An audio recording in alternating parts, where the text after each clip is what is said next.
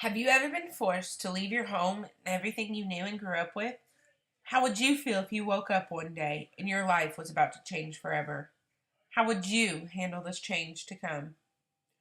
Amon was a young boy who grew up in a world of violence. He lived his life in fear until his mother and he decided to leave their home for good.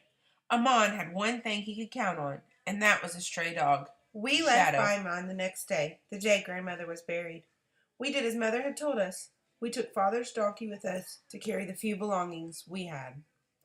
They began their journey to England with the very few things they had. They had little money and little food. Will they make it to England alive? Will Shadow protect them on this long, dangerous journey? How did Amon get here? Why is he here? Where is Shadow? What will happen to Amon and his mother?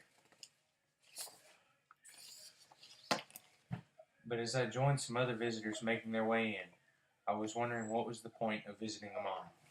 After all, weren't these asylum seeks at Jarl's Wood about to be deported and sent back to where they'd come from anyway? So what was the point of visiting? I mean, what could I do? What could I say that could make any difference?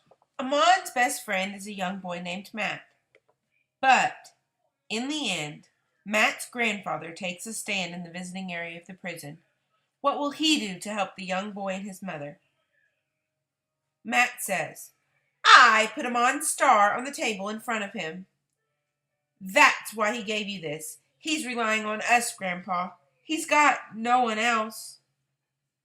What makes this star such an important symbol to the story?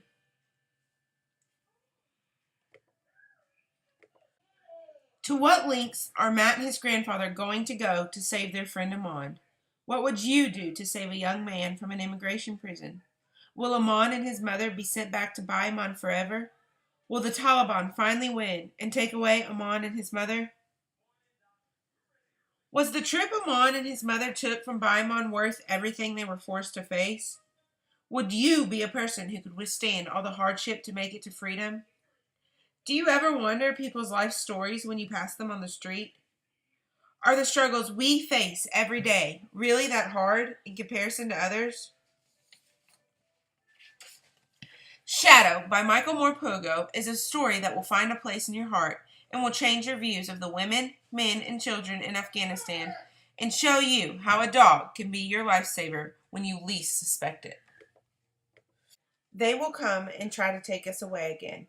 It could be today, it could be tomorrow, it could be next week. But we won't fight, will we, Mother?